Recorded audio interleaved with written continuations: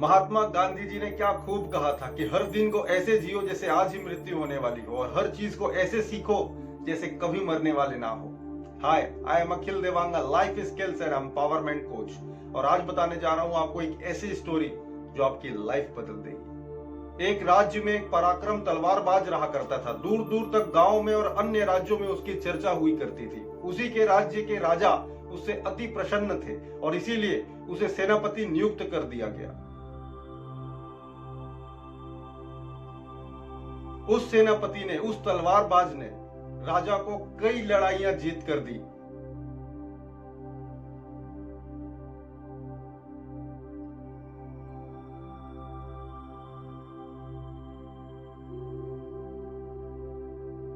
ताउम्र वो राजा का एक नेक सेनापति बनकर रहा। अब वो बूढ़ा हो चला था, अब उसकी उम्र हो चली थी।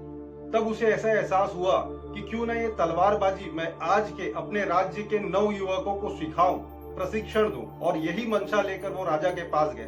राजन ने उसकी बात पर सहमति जताई और पूरे राज्य में ढिंढोरा पिटवाया गया। गली गली, चौराहे चौराहे पर ये बताया गया, सूचित किया गया हर एक नवयुवक को कि अगर वो तलवारबाजी में प्रशिक्षण लेना चाहते हैं तो हमारे मुख्य सेनापति जो तलवारबाज रहे हैं उनसे प्रशिक्षण का केंद्र खुल रहा है। बहुत सारे नवयुवक सामने आए, शिष्यों की फौज तैयार हो गई, सब सीखने लगे, सब कुछ अच्छा चल रहा था। कभी ऐसा होता है कि कोई शिष्य अपने आप को सर्वश्रेष्ठ मानने लगता है। यहाँ भी कुछ ऐसा ही हुआ।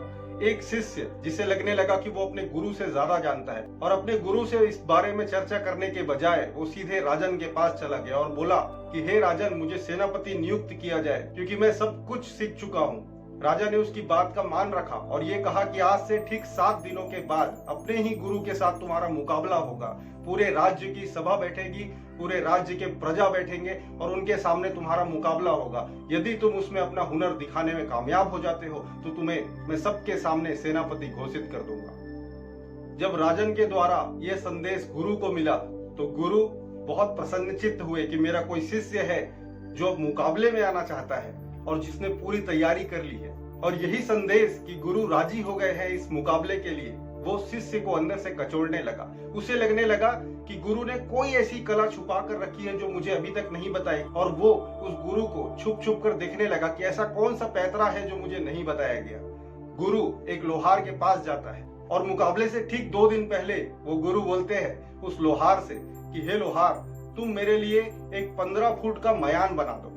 शिष्य छुप कर ये बातें सुन रहा था।